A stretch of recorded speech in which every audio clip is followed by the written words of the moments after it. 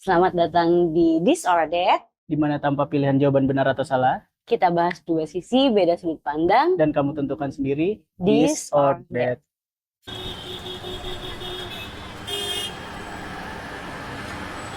Nah, di video kali ini kita kedatangan temennya Putri. Sekarang Iya. mengajar di Saat ini ngajar di sekolah inklusi di daerah Jabodetabek. Oke, di sini cuma pengen ngasih beberapa stigma. Nanti Putri bisa tambahin. Pertama tuh anak-anak yang atau masuk ke SLB itu nggak ada masa depannya. Jawabannya tidak. Wih, Itu stigma yang berkembang karena menurut orang dan bahkan beberapa orang tua dari murid sendiri itu meragukan bahwa anak-anak tuh bisa berkembang. Gitu. Padahal sebenarnya sama seperti anak tipikal atau pada umumnya, jadi kita nggak disebut anak reguler atau pada umumnya, tapi tipikal, anak tipikal, bahwa setiap orang itu bisa berkembang dengan caranya yang unik dan juga ketertarikan mereka masing-masing. Nah terus ada yang pernah aku denger tuh, kan biasanya kadang-kadang buat SLB kelas G ya untuk autisme dan gimana Kalau pengucapannya? itu nggak ada, kalau untuk autism dan ada itu bisa di F. Oh di F ya. Nah yang di F itu kan kadang-kadang suka anaknya dimasukin ke sekolah reguler agar bisa bersosialisasi dengan anak-anak ya yang konteksnya normal di sini. Nah sebenarnya tuh lebih baik sebenarnya disekolahkan di SLB aja atau tergantung tingkatan? Nah gini, jadi kalau di beberapa, jadi jawabannya itu tidak wajib untuk Tidak. SLB. Kalau anak dengan autism, ADHD, pokoknya anak-anak dengan neurodivergent. Neurodivergent adalah kategori anak berkebutuhan khusus, di mana yang berbeda adalah sistem sarafnya. Jadi anak dengan Down syndrome, anak dengan ADHD, dengan kebutuhan mental seperti skizo pun itu dimasukinnya ke kategori neurodivergent. Nah, untuk kategori anak neurodivergent itu ada tingkatannya. Dan setiap sekolah pasti punya indikator untuk penerimaan anak gitu. Apakah anak bisa bersekolah di sekolah reguler atau konvensional yang disebutnya sekarang adalah sekolah inklusif atau tidak? Itu jawabannya bisa. Jika pertama anak sudah memiliki regulasi emosi yang baik. Nah, kedua, sudah memiliki sikap belajar minimal banget, bisa duduk di tempatnya, bisa duduk di kursinya dan menyelesaikan tugas itu selama 10-20 menit. Sisanya mereka boleh ada di pojok tertentu atau ruang sumber. Kalau biasanya sekolah inklusi ya. Nah, dan kalau misalkan memang itu belum dipenuhi, maka disarankan ke SLB saja karena berarti perkembangannya bukan di bidang akademik. Sedangkan kalau sekolah reguler atau konvensional, biasanya kita kan mengarahnya ke akademik. Terus juga aku pernah dengar ya, maksudnya ini kan yang sesuai dengan pandangan orang-orang atau stigma orang lain ya. Katanya untuk anak autis itu sering banget dicap anak aneh gitu. Sebenarnya pelabelan untuk anak berkebutuhan khusus bukan hanya ke anak autism, biasanya lebih banyak itu ke ADHD.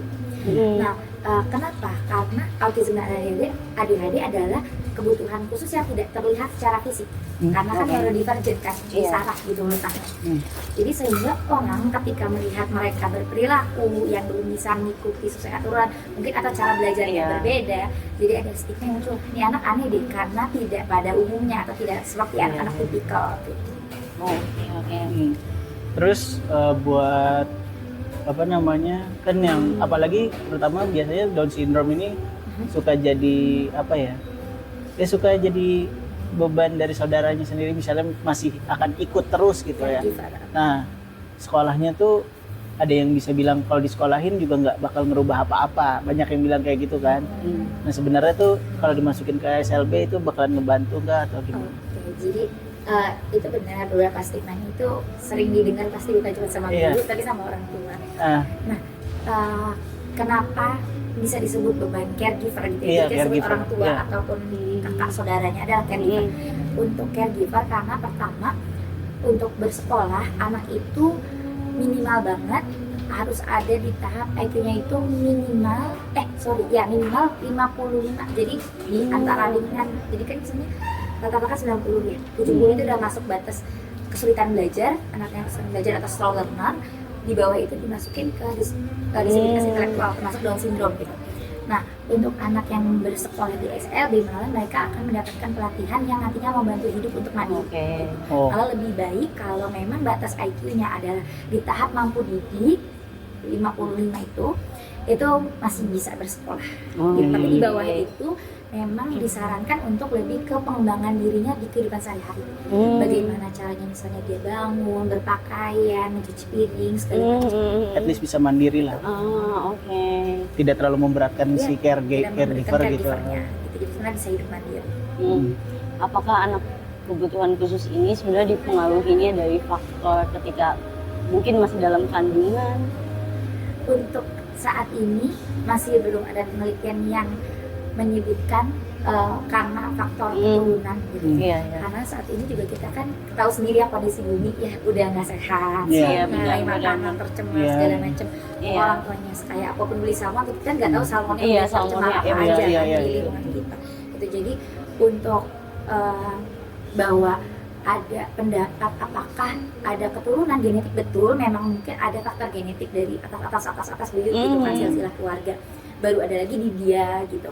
Iya. Atau mungkin karena penyebab lainnya itu konsumsi makanan, pola hidup gitu.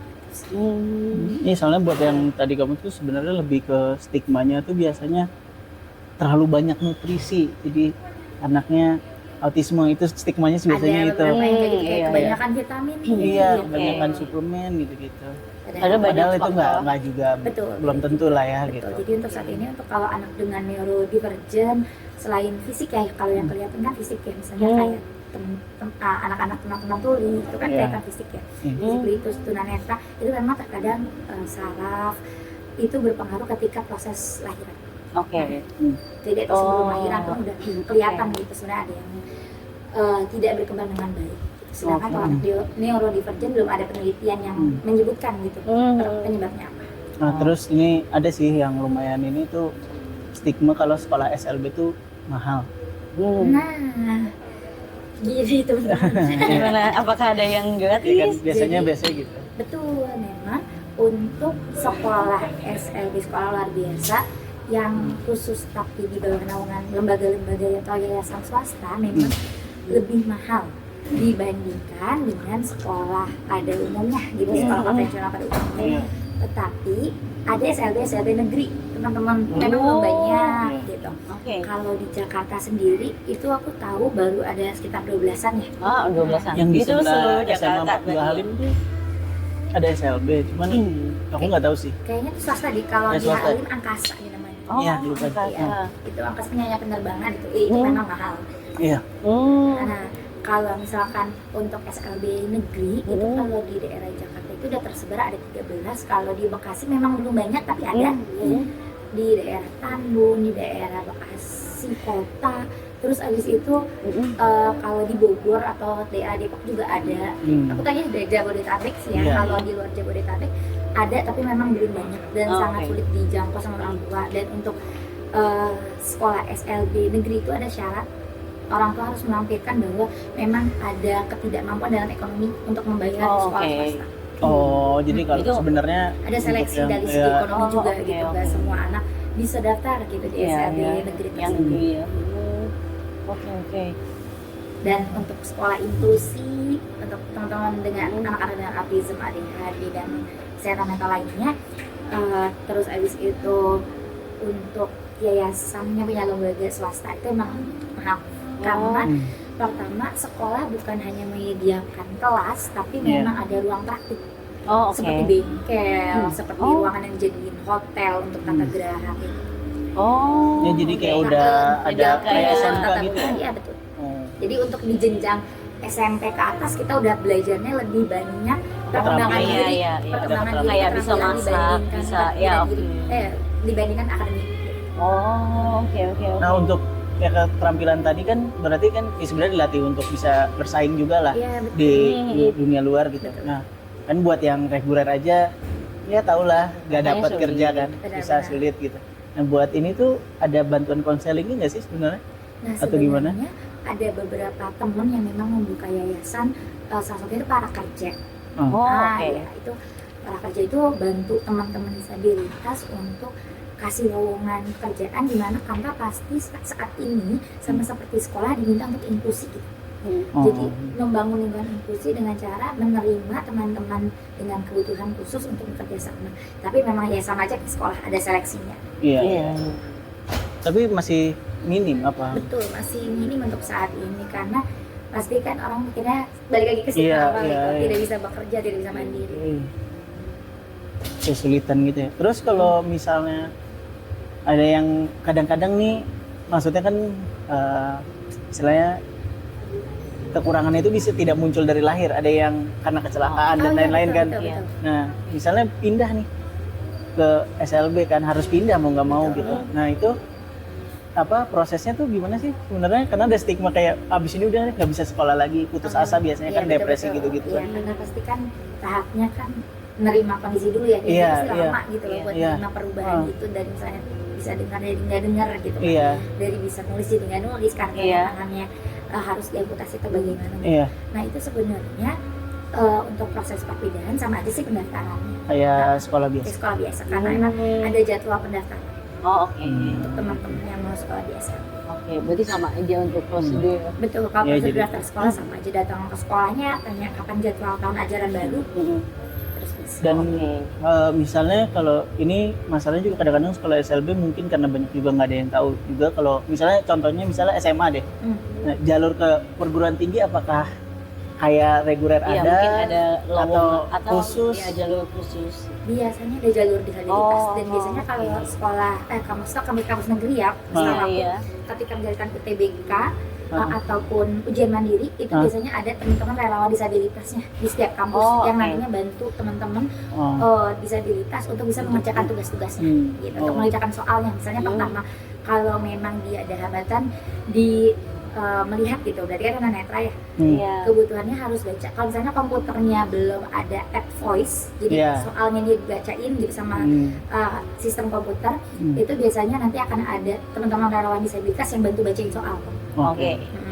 Kalau teman-teman tuli biasanya itu didampingin sama teman-teman relawan disabilitas yang bisa bahasa isyarat. Utamanya di Sindo ya, tapi di sini. Karena beda. Iya kan bahasa isyarat ada dua macam. Yang sering kita pakai dulu di SD itu A-nya beda A-nya. Betul. Nah ya pokoknya kayak gitu. Terus untuk yang jurusan tadi kalau di universitas ada kayaknya. Kalau di universitas apa negeri harus buka semua? Saat ini sih belum buka semua, tapi biasanya banyak kan di vokasi. Jadi sesuai jalur pas ketika lulus sekolah kan banyak kan belajar keterampilannya. Jadi lebih banyak di kelas-kelas vokasi ataupun pendidikan khusus. Kalau yang punya kayak WJ kan IKIP ya, pendidikan guru itu punya jalur yang untuk anak berkebutuhan khusus, misalnya mahasiswa berkebutuhan khusus. Ini juga sih kayak kadang-kadang kan orang tua pengennya ngumpulin anak-anak ini ke reguler, sebenarnya hanya pengen experience mungkin anaknya kayak sekolah normal, padahal kan ada stigma itu. Kalau di sekolah SLB itu sebenarnya apakah ya sebenarnya normal-normal aja kayak sekolah biasa atau kondisi dalamnya gitu? Kenapa orang tuh lebih milih ke sekolah inklusi ya dibanding sekolah SLB gitu? Sebenarnya memang beberapa orang tua ya kalau dari ngobrol gitu sama orang tua itu tidak ingin anaknya mengalami kemunduran keterampilan. Jadi merasa bahwa di tempat terapi udah bisa kayak gini, misalnya udah bisa bersosial, udah bisa berkomunikasi, tinggal dikembangin dengan cara harus masuk ke kelompok besar supaya dia melihat, meniru dan mampu belajar untuk bersosialisasi. Itu memang kalau di SLB kan setipe ya, misalnya autism aja gitu, anak tuli aja gitu. Nah mungkin itu yang beberapa orang tua berpikir bahwa nantinya bisa menghambat gitu. Tapi balik lagi kan ada anak yang memang tidak hanya perlu dikembangkan sosialnya aja gitu, tapi keterampilan kemandiriannya. Ya kan maksudnya kadang-kadang juga ya bisa diakuin lah di dalam sekolah kan juga nggak semua harus dicontoh dan lingkungannya baik, kadang-kadang ada pembulian malah ada dan lain-lain gitu. Maksudnya kan kasihan gitu, malah harus kadang kalau dia bisa masuk ke lingkungan yang lebih terkontrol kan lebih baik kan sebenarnya gitu. Sebenarnya kalau soal ini ya kenapa ada perbedaan pendapat itu, selain kasus pembulian itu sebenarnya ini jujur-jujuran aja ya, gengsi orang tua sih. Gengsi orang tua juga. lebih belum menerima bahwa anaknya termasuk kategori neurodivergent. Oh, malah kayak gitu ya?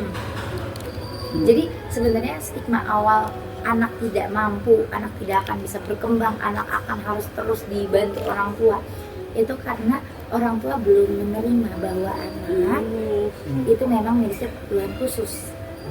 Sebenarnya kalau untuk kasus pembulian segala macam di sekolah inklusi, balik lagi ya itu sebenarnya tanggung jawabnya pendidikan gitu, di sekolah. Dan yang paling penting itu penanaman nilai orang tua. Karena ini kebanyakan, tapi intinya sebenarnya akar yang kuat untuk membangun fondasi anak itu dari rumah, karena pendidikan pertama dari rumah. Kalau orang tuanya nggak punya nilai-nilai, value-value yang dikasih ke anak, pasti anak akan terbawa arus sama lingkungan kayak gitu. Jadi masih sama aja lah kurang lebih. Tapi jadi memang tetap harus dilihat juga sebenarnya. Nggak boleh juga kita kayaknya SLB aja deh, soalnya nanti ada pendidikan. Sebenarnya itu kan tantangan ya di dunia pendidikan, baik itu satu di lingkungan sekolah maupun nanti di lingkungan masyarakat gitu. Gimana bisa penerapan? Iya, mau nggak mau nanti harus ke dunia luar juga. Betul, pasti kan mau nggak mau nanti harus ke dunia luar. Iya. Emang iya, nomor satu harusnya orang tua bisa menerima dan kayak menyediakan ruang aman untuk anak-anak itu gitu. Iya. Soalnya sering kali kan kayak ketemu juga buat banyak sih, kayaknya waktu itu SD dan SMA terutama ada temannya kayaknya autisme kalau nggak salah. Nah itu berat juga gitu, jadi lumayan berat untuk ngikutin pelajarannya, berat ngikutin ya maksudnya pergaulan juga nggak bisa gitu. Karena juga nggak, ya maksudnya ya sewajarnya nggak ada yang mau narik dia lah gitu untuk berteman juga gitu jadinya. Jadi memang itu tantangan banget sih buat teman-teman guru juga ya, terutama yang masuk kategori special education teacher gitu, guru berkebutuhan khusus, untuk bisa mengubah itu. Makanya banyak guru, harapannya sih ya, banyak guru pendidikan khusus yang lulus kuliah gitu, itu beneran siap kerja, bukan cuma cari uang, tapi beneran mengadvokasi orang-orang bahwa teman-teman dengan neurodivergent itu enggak aneh, bukan anak nakal, bukan anak yang tidak tahu aturan, tapi memang karena cara berpikirnya beda, kita harus memberikan juga pandangan yang berbeda. Jangan mereka dipaksa masuk ke dunia kita, tapi kita yang masuk ke dunianya mereka. Ini mungkin last aja ya. Kadang-kadang ada yang milih buat nggak mau ke SLB sini, tapi dikirim ke luar negeri, pindah lah.